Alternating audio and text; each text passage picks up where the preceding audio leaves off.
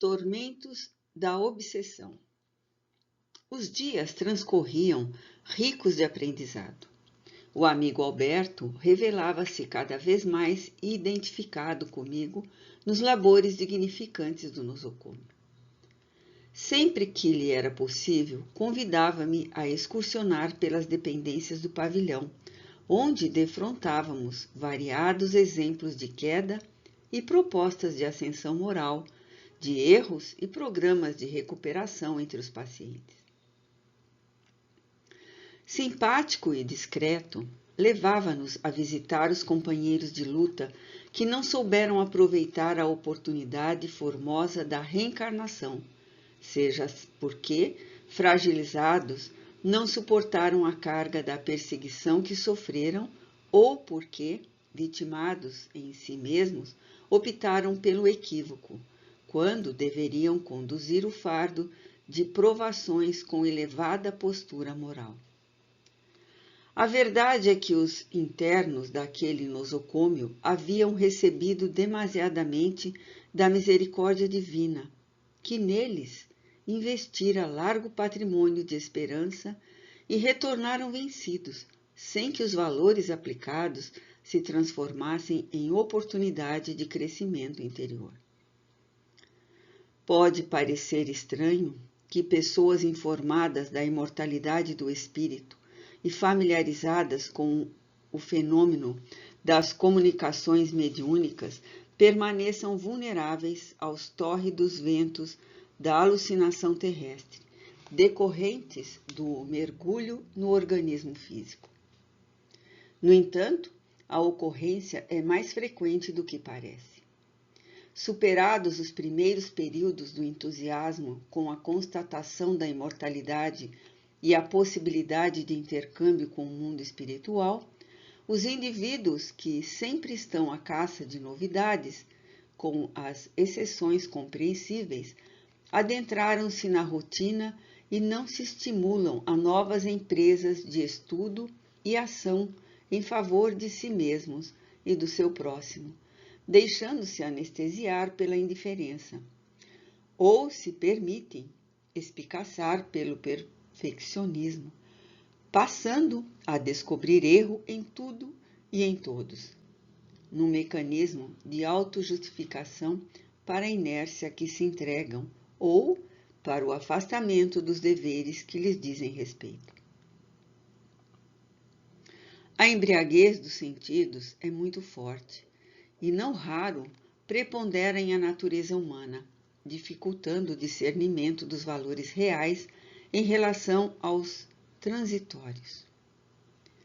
Mesmo informados, os indivíduos sobre a legitimidade da vida e de como se desenrolam os programas de crescimento interior, escapam do dever, procurando mecanismos psicológicos de racionalização para se comprometerem negativamente, estabelecendo vínculos psíquicos perniciosos com os espíritos insensatos e maus que pululam em toda parte.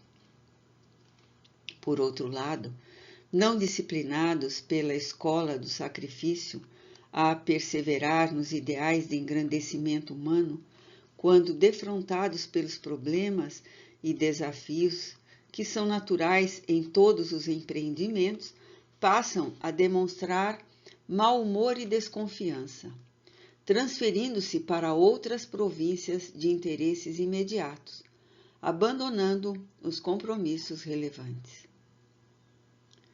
Quando lhes sucede a desencarnação, porém, que sempre parece chegar quando não se está aguardando-a, as tentativas de recomeço e reparação apresentam-se tardiamente e os conflitos assomam agora em forma de remorsos inúteis que mais estreitam as amarras com os seus comensais criminosos.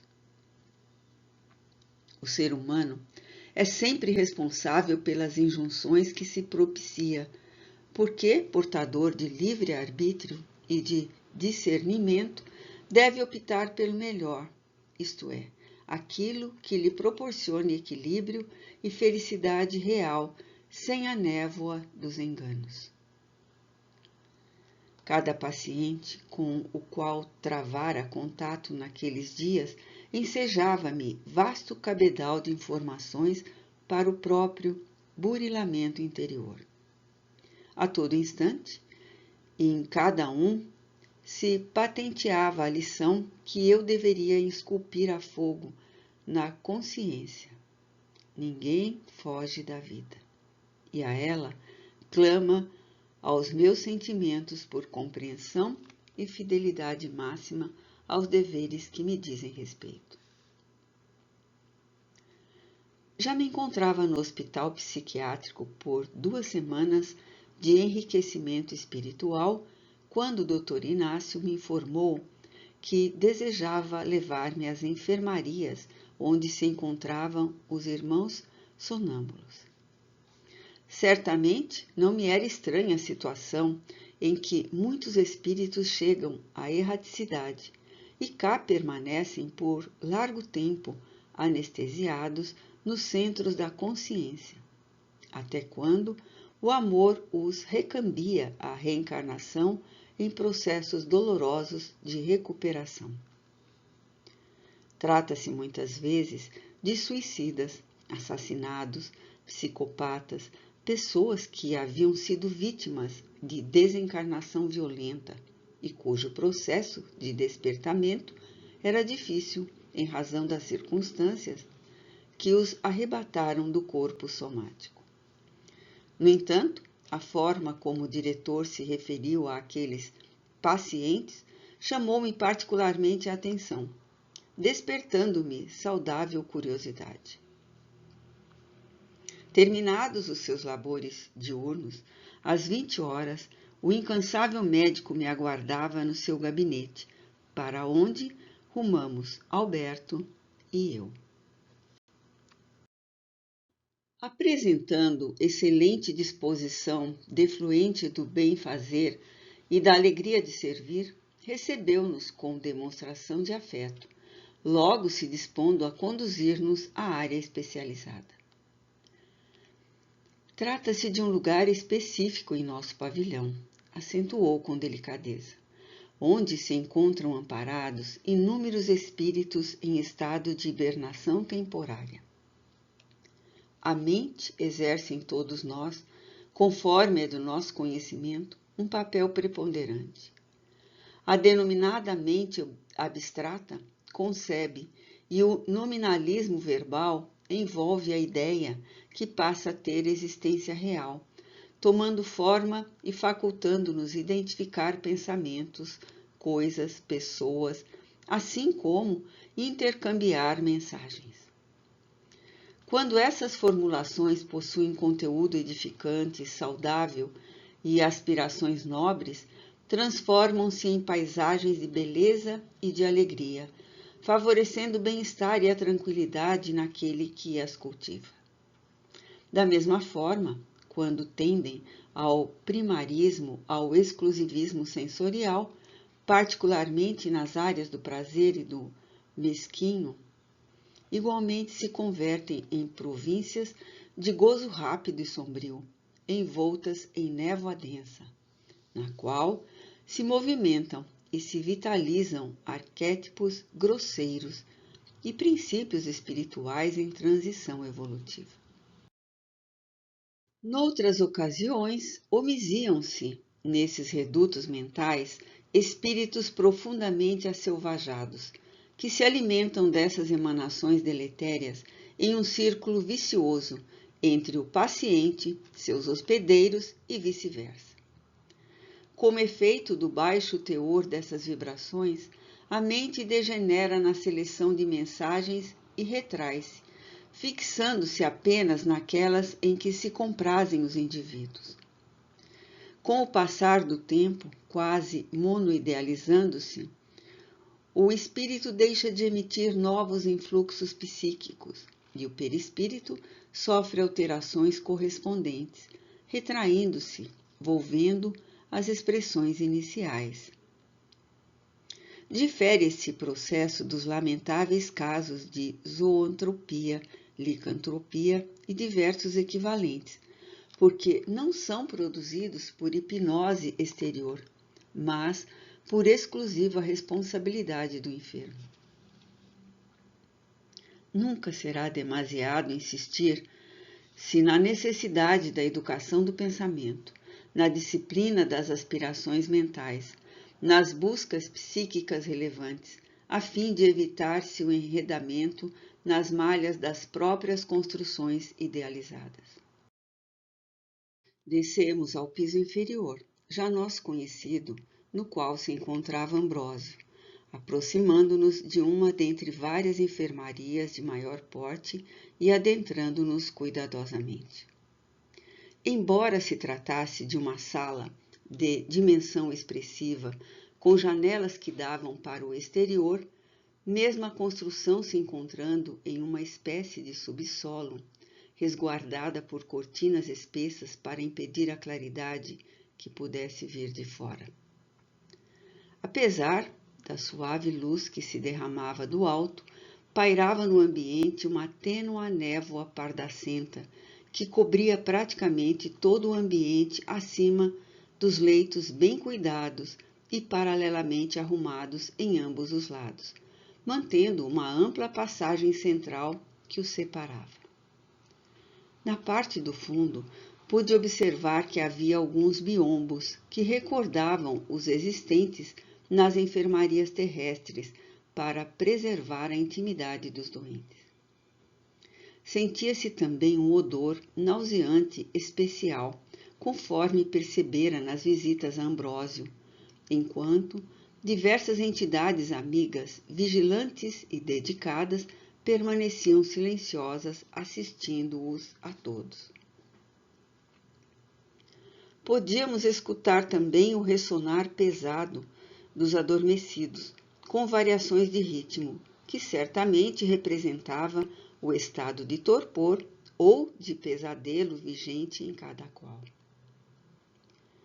Acercando-se de um leito, assistido por uma senhora que denotava elevação espiritual, o diretor saudou-a afavelmente e apresentou-nos sem maiores explicações. A querida amiga disse-nos com naturalidade: é a genitora do irmão Agenor, que se encontra em estado sonambúlico há mais de 2 anos entre nós. Com frequência, vem visitar o filho, envolvê-lo em energias diluentes do casulo no qual se encarcerou. A sua constância e amor têm contribuído eficazmente para o refazimento do jovem equivocado, lentamente o arrancando da auto-hipnose que se permitiu, embora inconscientemente. A dama, que irradiava cativante simpatia, sorriu e acrescentou: percebo-o mais calmo e já consigo emitir pensamentos que lhe ressoam na casa mental, convidando-o a sair do esconderijo onde se oculta. Dr. Inácio solicitou-me que me concentrasse na área correspondente ao encéfalo do adormecido. Todo ele fazia recordar uma crisálida no seu processo de transformação. Havia adquirido estranha aparência, envolvendo-se em anéis constritores que se movimentavam ao ritmo respiratório. As formas convencionais e humanas haviam sido substituídas pela esdrúxula carapaça que o envolvia externamente, apesar de a respiração eliminar a mefítica substância que se adensava no ar em contato com o predominante no recinto. Tomado de sincera compaixão e mentalizando o Mestre Jesus, procurei direcionar o meu pensamento para a área correspondente ao cérebro, e à medida que ali me fixava, pude observar que penetrava o envoltório grosseiro, podendo acompanhar a luta que era travada pelo espírito mergulhado em angústia inominável. Tratava-se de um encarcerado, esforçando-se para libertar-se da constrição entre blasfêmias e imprecações, ameaçando-se de extermínio com interregnos de alucinação e gritaria infrene. pela sua memória, repassavam, como numa tela cinematográfica, os atos que havia cometido e que respondiam pela situação penosa em que se encontrava, sofrendo inenarrável aflição que, no entanto, não o conseguia consumir. Fixações mais severas repetiam-se em terrível continuidade, impedindo-lhe qualquer disposição para pensar ou elaborar algum mecanismo de libertação. Nessa rude peleja surgiam com rapidez momentos de calma que pareciam animá-lo para logo recrudescer o tormento. Naquela visão profunda apareciam as imagens do passado, especialmente as decorrentes do uso infeliz que fizera da existência dedicada ao prazer e, por fim, ao mergulho em distúrbio depressivo sob a ação mental de vingador inclemente que o induziu ao suicídio. Retomando a lucidez e demonstrando a surpresa quanto ao terrível flagelo moral que infelicitava o paciente, Dr. Inácio veio-me em socorro esclarecendo-me.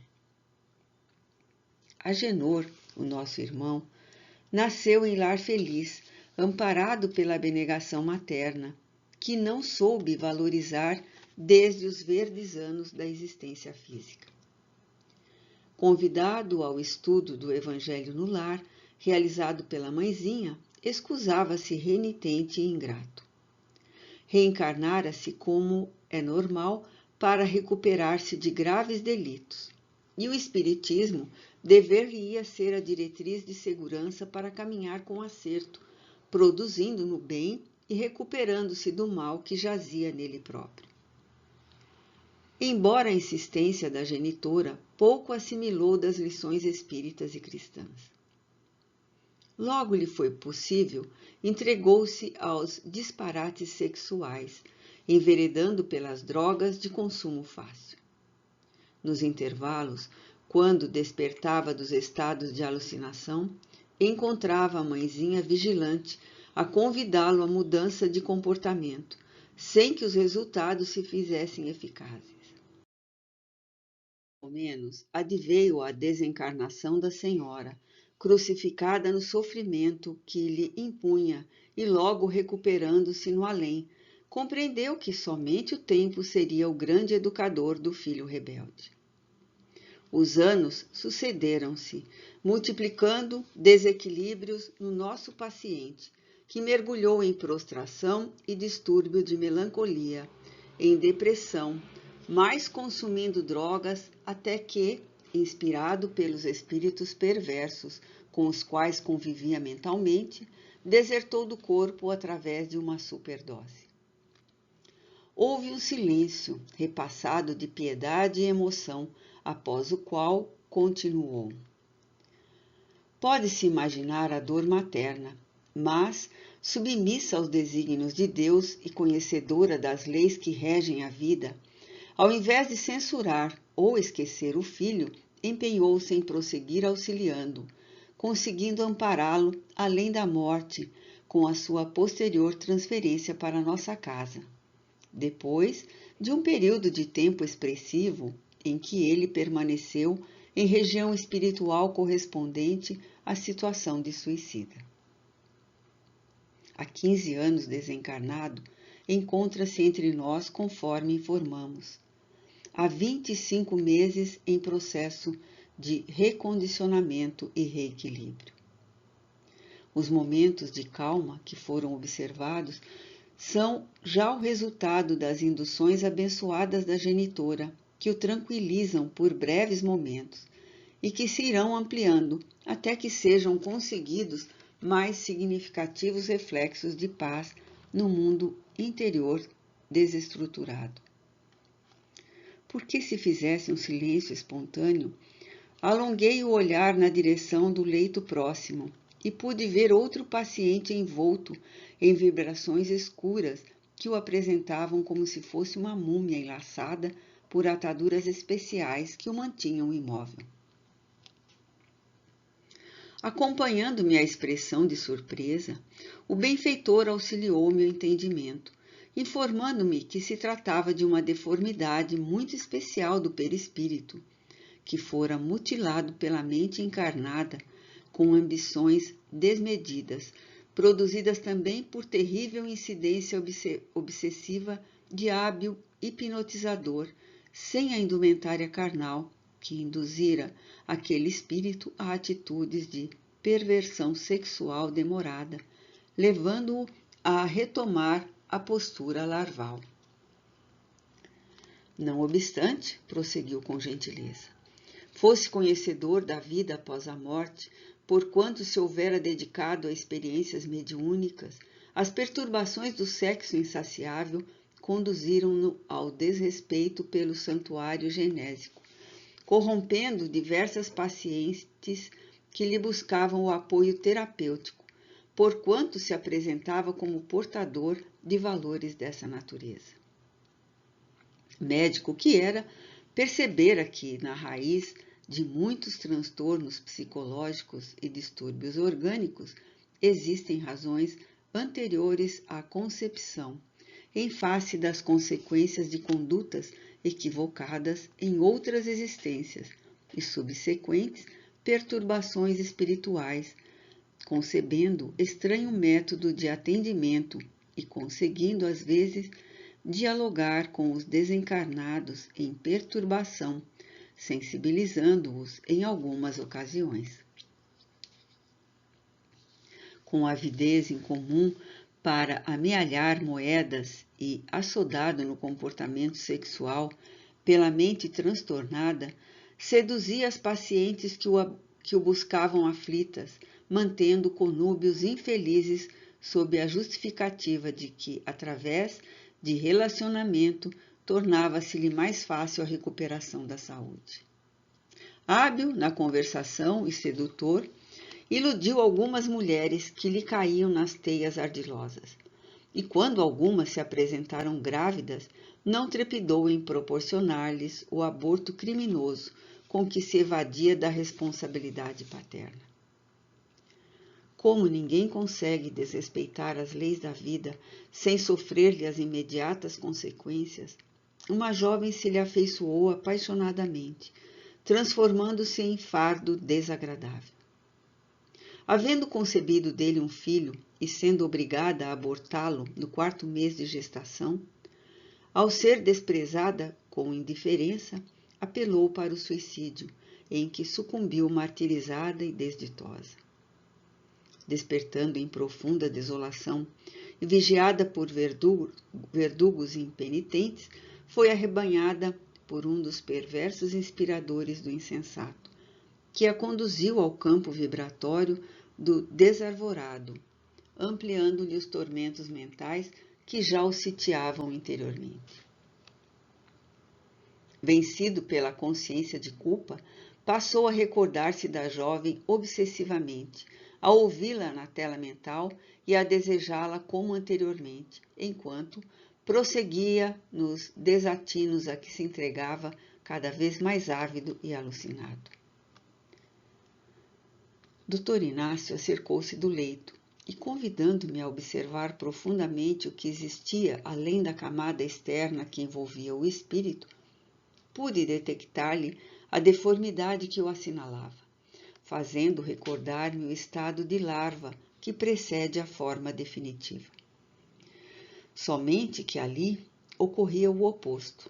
As desvairadas aspirações que o dominavam perturbavam-lhe em demasia a mente, e a hipnose bem urdida pelos inimigos produziu na plasticidade do perispírito a degenerescência chocante que agora se manifestava.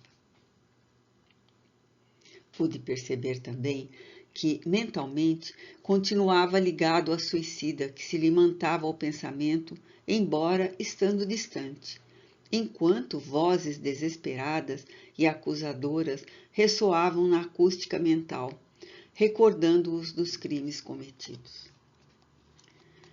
Aqui está conosco porque, explicou o esculápio amigo, apesar de todos os lances trágicos da sua infeliz existência, momentos houve no início das experiências em que procurou auxiliar desinteressadamente a diversas pessoas, quando socorreu como médico muitos enfermos pobres, e esse concurso no bem não ficou desconhecido pelos códigos soberanos. O Senhor continua desejando o desaparecimento do pecado, do erro, do mal, não o do pecador, do equivocado, do doente que ficou mal, havendo sempre a bênção para o recomeço, jamais uma punição eterna ou um castigo sem remissão. E de quanto tempo necessitará para o despertar? Interroguei impressionado. Com a sua proverbial prudência, respondeu: não existe pressa no relógio da eternidade. O tempo é dimensão muito especial em nossa comunidade, apesar de aqui nos encontrarmos sob as vibrações e magnetismo do Sol. Nesse caso, muitos fatores estão no acontecimento em si mesmo, aguardando solução adequada. O certo é que, estando amparado em nosso pavilhão, isso já lhe constitui uma bênção de reconforto e de esperança após os longos anos de martírio em região particular para onde foi empurrado pelos seus algozes e comparsas espirituais. Alonguei os olhos pelo ambiente repleto de leitos ocupados e senti-me estremecer de preocupação em relação a mim mesmo, bem como a todos aqueles que deambulam anestesiados pela ilusão, mantendo-se longe dos compromissos espirituais, ou mesmo quando tomam contato com as lições de vida eterna, em quaisquer que sejam as doutrinas religiosas do planeta. E ao invés de adaptarem o comportamento às suas diretrizes moralizadoras, submetem-nas ao seu talante, continuando irresponsáveis e fingindo-se autossuficientes. Havia muito que aprender. Toda uma existência carnal, realmente, nada significava para o espírito, que deve crescer no rumo do infinito, ampliando a capacidade de entendimento da realidade. Após visitarmos com brevidade outros pacientes necessitados do divino amparo, porém socorridos pela caridade cristã incessante, dirigimos-nos à enfermaria de Ambrósio, que deveria experimentar nova terapia para o despertamento.